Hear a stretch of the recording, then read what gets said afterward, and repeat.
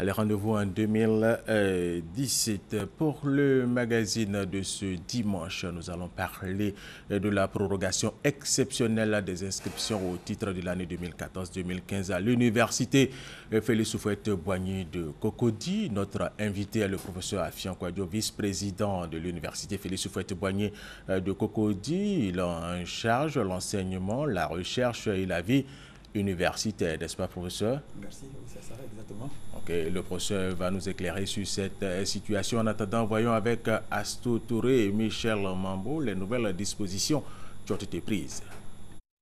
Les inscriptions au titre de l'année 2014-2015 à l'université Félix Houphouët-Boigny d'Abidjan sont prorogées. Les étudiants retardataires ont jusqu'au 22 janvier 2016 pour régulariser leur situation. Passé ce délai, ils verront tout simplement leur année invalidée.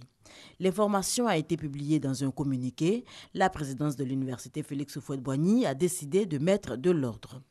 Plus d'étudiants qui cumulent les frais d'inscription au fil des années, se tenant à distance des caisses de la scolarité.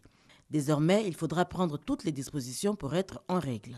La présidence de l'université Félix Houphouët-Boigny rassure par ailleurs, l'incendie qui a ravagé la scolarité début décembre n'a effrité en rien son bon fonctionnement. Les inscriptions se poursuivent donc aisément, avis aux retardataires.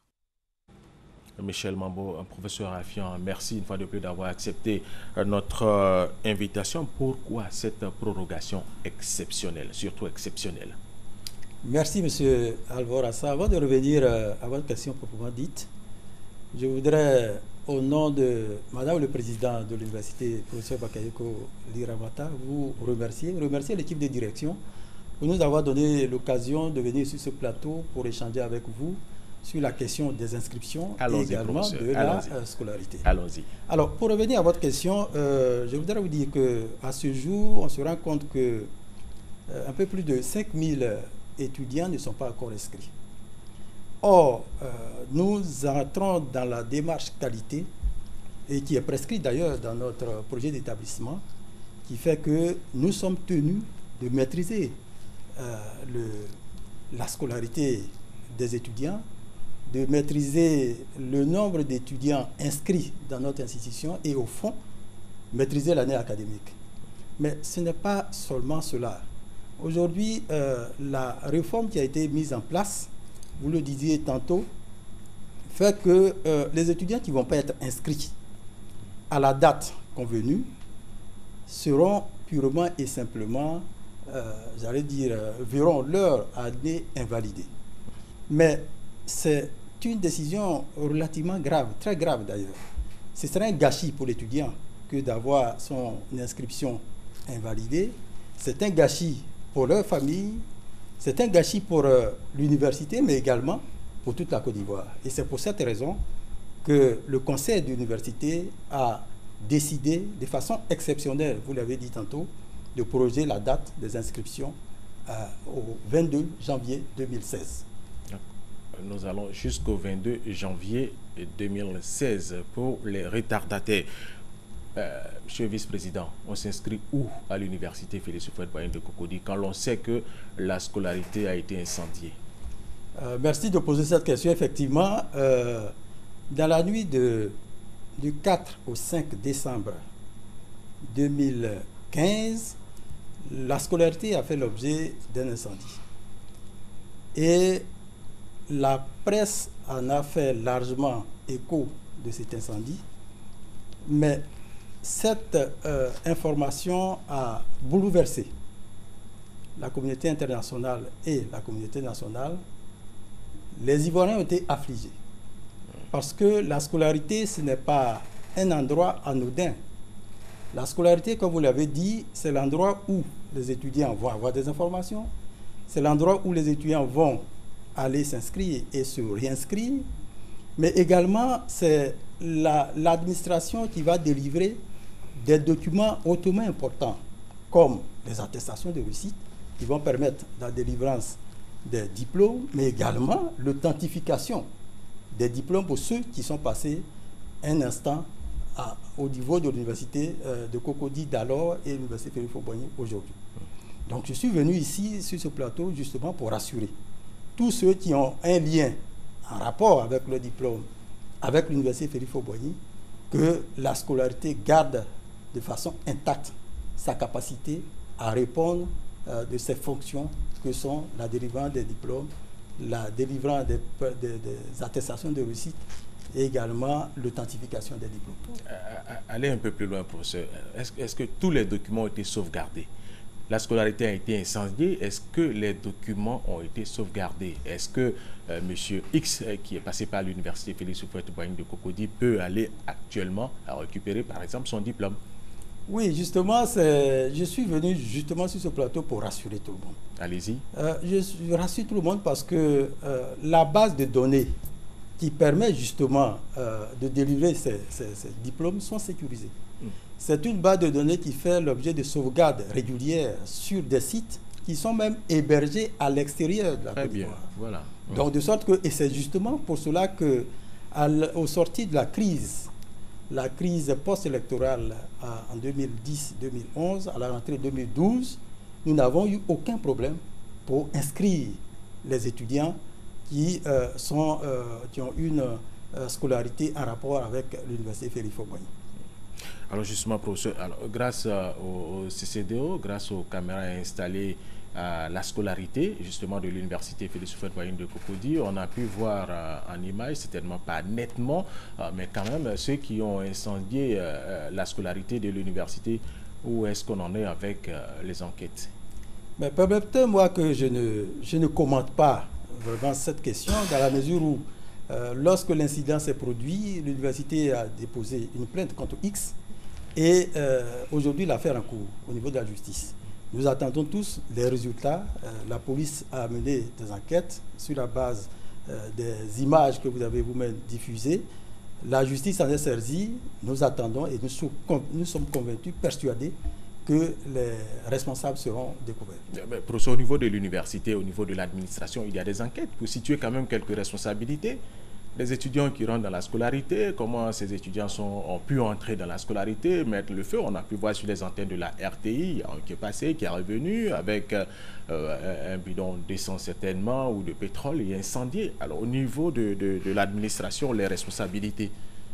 Oui, bien sûr. Vous comprenez très bien que dans cette situation sensible dans laquelle nous nous trouvons, bien entendu, l'administration a pris des mesures et c'est pour cela que au niveau de l'université, vous allez voir qu'il y a des structures de gardiennage qui sont en place. Vous allez voir que la police est régulièrement installée sur le campus. Mais vous comprenez, il n'y a pas de risque zéro. Il n'y a pas de risque zéro. Et c'est justement parce que ces structures sont en place que l'incendie a été maîtrisé et que nous sommes aujourd'hui dans une situation de reprise complète de nos activités. Donc, tout est confié à la police. Tout est confié à la police et c'est tout à fait normal puisque nous sommes dans un état de droit. Chacun a son rôle, la police joue son rôle, la justice jouera son rôle. Nous aussi, effectivement, nous mettons les dispositions en place pour ne pas que ces genres de situations se reproduisent à l'avenir. Professeur, en attendant les résultats de l'enquête, quelle est l'atmosphère qui règne à l'université après cet incendie? L'atmosphère, c'est une atmosphère de sérénité. C'est une atmosphère de sérénité. Et juste avant les vacances de Noël, les UFR de droit et de médecine ont valablement réalisé leurs examens. Mais aujourd'hui, ce que je dois dire, c'est que les étudiants se sont rendus compte qu'une action qui tend à incendier la scolarité n'est pas de nature à défendre leurs intérêts. Donc aujourd'hui, les gens sont bien conscients qu'il faut aller à l'école. C'est seulement quand on a acquis ces diplômes qu'on peut avoir une place au soleil, comme on le dit dans le jargon ordinaire. Alors, vous le disiez tout à l'heure, on va revenir aux inscriptions. Ces inscriptions vont se poursuivre jusqu'au 22 janvier. Et actuellement, ces inscriptions sont en cours. Les inscriptions sont en cours. Ça va se poursuivre jusqu'au 22 janvier, mais j'insiste encore une fois là-dessus que c'est un délai de rigueur. C'est un délai de rigueur et je répète encore une fois qu'au-delà de cette limite, ceux qui ne se seront pas inscrits verront leur année invalidée. Et ça, c'est certain. Et c'est pour cela que nous venons sur le plateau pour partager largement cette information pour ne pas que demain, quelqu'un vienne nous dire qu'on n'était pas au courant de ces dispositions qui ont été prises. Alors, professeur, c'est vrai, vous utilisez la RTI pour donner cette information. Est-ce que vous avez d'autres voies de communication pour informer les étudiants? Parce que les années passées, à l'université Félix Houphouët-Boigny, l'université de Cocody, vous l'avez dit vous-même à l'instant, on prend une décision et puis après on passe à côté pour appliquer autre chose. Est-ce que cette fois, cette décision va être appliquée pour que véritablement l'université Félix Houphouët-Boigny de Cocody et donc de Côte d'Ivoire, la plus vieille université de Côte d'Ivoire, professeur, soit définitivement une université crédible? Ben justement, nous sommes engagés dans la démarche de qualité. Et la démarche qualité commande que les décisions qu'on applique, qu'on les exécute. Et je pense qu'aujourd'hui, nous prenons notre part dans cette démarche qui tend vers l'émergence en 2020, de faire en sorte que chaque institution joue son rôle en allant vers la qualité. Et je pense que nous aurons les soutiens nécessaires pour que ces décisions que nous prenons soient effectivement appliquées. Alors, que ces décisions soient appliquées. Alors, professeur, je voudrais que vous expliquiez encore un peu plus pour que l'étudiant ivoirien comprenne. Imaginez-vous des étudiants, vous avez la possibilité de vous payer par exemple un billet d'avion, vous allez à Washington, à Harvard par exemple, et vous rentrez dans une salle d'amphithéâtre et vous vous asseyez pour suivre des cours. Est-ce que cela est possible? Mais justement, monsieur Alvara, vous êtes rentré dans le cœur, dans le vif du sujet. Aujourd'hui, je vous donne un exemple simple. Allez-y. Lorsqu'un enfant arrive à l'âge d'être scolarisé, 5 ans, 6 ans, la première démarche que le parent d'élève fait, c'est d'aller l'inscrire dans un établissement. Et c'est suite à cette inscription que le jour convenu de la rentrée, le parent d'élève prend l'enfant pour aller dans l'école. Si vous avez une école au seuil de votre maison et que vous n'avez pas inscrit votre enfant, vous ne pouvez pas le prendre le jour de la rentrée pour l'y amener pour suivre ses cours. Mais ce qui est valable pour l'école primaire, pour la maternelle, pourquoi ça ne devrait pas l'être pour l'université? On ne peut pas rentrer à l'université, faire des cours et puis se prévaloir d'être étudiant ou d'être membre de cette communauté-là. Pour être membre de la communauté universitaire, pour être membre d'un établissement, il faut qu'à un moment donné, on vous donne un acte officiel d'inscription, et c'est cela qui va vous permettre de suivre les cours. L'université aujourd'hui a un devoir envers ceux qui s'inscrivent dans notre institution. Notre devoir, c'est de leur procurer l'enseignement. Mais également, si nous n'avons pas le devoir de produire cet enseignement à l'endroit de ces jeunes gens qui sont inscrits dans notre institution, vous comprenez très bien qu'on aura failli à nos devoirs. Donc c'est seulement ceux qui sont inscrits chez nous qui auront droit aux prestations que l'université va faire à leur endroit. Alors, Monsieur le Président, qu'est-ce que vous entendez prendre comme décision pour pouvoir inscrire tous ces retardataires jusqu'au 22 janvier? Nous sommes aujourd'hui dimanche 3 janvier, pratiquement 19 jours. Tout à fait. Mais je pense que sur l'instruction de Madame le Président, professeur Bakay Kouliré Mata, nous avons aujourd'hui mis en place un logiciel.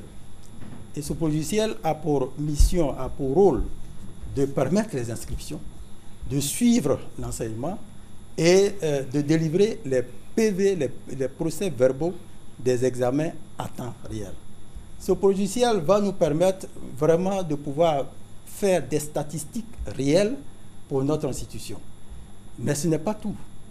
Au niveau de l'université, nous avons mis en place 17 guichets d'inscription, 7 guichets pour le paiement, et tout étudiant qui va se présenter à ces guichets avec les documents requis, c'est-à-dire avoir éventuellement sa carte d'identité, son extrait de naissance original, son attestation de réussite aux différents examens, s'inscrit en temps réel dans ces guichets-là. De sorte que ce qui a été fait à l'époque, c'est-à-dire des étudiants qui viennent, qui déposent un dossier et qui retournent après validation des documents par l'administration, cela n'a plus cours. L'étudiant qui se présente à l'inscription s'inscrit avant de retourner chez lui à la maison. Donc aujourd'hui, on a la possibilité d'inscrire en moyenne 2000 étudiants par semaine. Si nous voyons dans les statistiques qu'on est autour de 5000 étudiants qui ne sont pas inscrits, ça veut dire que dans les 3 semaines qui vont suivre, on aura largement le temps. Vous pourrez inscrire ces 5000 étudiants. Alors, 5 000 étudiants. Ceux qui ne pourront pas s'inscrire ou qui ne vont pas s'inscrire, quel sera leur sort? Ben, ceux qui ne pourront pas s'inscrire, évidemment, on est désolé de le dire, mais ce sont des gens qui vont se retrouver à ne pas pouvoir valider leur année scolaire. Mais ne pas valider son année scolaire, ça veut dire quoi? Ça veut dire qu'on aura gâché une année entière. Et c'est pour cela que j'insiste encore une fois sur le fait que l'inscription doit être, j'allais dire, au départ de toutes les actions que nous allons mener pour les parents d'élèves, pour les étudiants, avant de prétendre avoir des cours au niveau de l'université Félix Houphouët-Boigny. Président, les inscriptions coûtent combien pour les étudiants qui doivent s'inscrire régulièrement? Ben, les étudiants qui doivent s'inscrire régulièrement, vous l'avez suivi il y a 3 ans, les frais d'inscription ont été fixés pour la licence, c'est-à-dire le niveau première année, deuxième et troisième année à 100 000, pour les masters à 200 000 et pour le doctorat à 300 000. Mais le gouvernement a bien compris que c'était un peu difficile à supporter pour les parents, de sorte que le gouvernement a pris sur lui de prendre en charge 70%, qui fait que désormais, pour ceux qui sont inscrits en formation de base, ce sera 30 000 francs pour ceux qui sont inscrits en licence, 60 000 francs pour ceux qui sont inscrits en master et 90 000 francs pour ceux qui sont inscrits en doctorat. L'année de doctorat, c'est là quand même insupportable, hein, professeur. Pardon? C'est là insupportable, je veux dire. Absolument, parce que là, je fais des comparaisons, parce qu'aujourd'hui, si vous regardez les frais d'inscription qui sont pratiqués, je dis bien dans le public, aussi bien à l'école primaire que secondaire, que dans les institutions privées, 30 000 francs, c'est vraiment, pour moi, largement à la portée des parents d'élèves. Mais au fond, qu'est-ce que ça vaut 30 000 francs par rapport à la formation de qualité qu'on va donner à son enfant pour que demain, il puisse s'insérer dans le tissu social?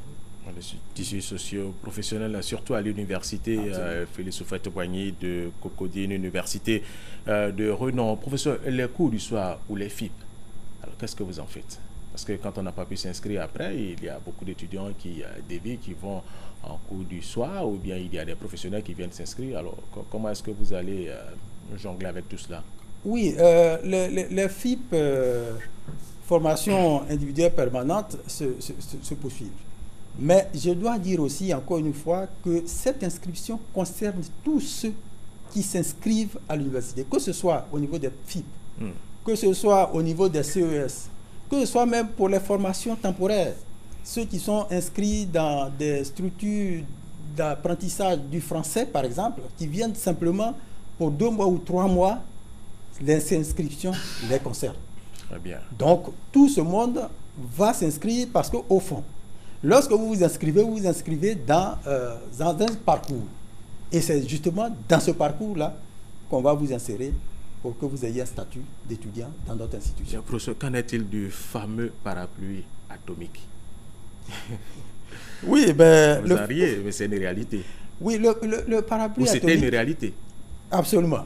Le parapluie atomique, je rappelle que c'était un arrêté de 1998 qui a été pris par le ministre Vaudier, qui disait simplement qu'on ne pouvait pas tripler une année, un niveau.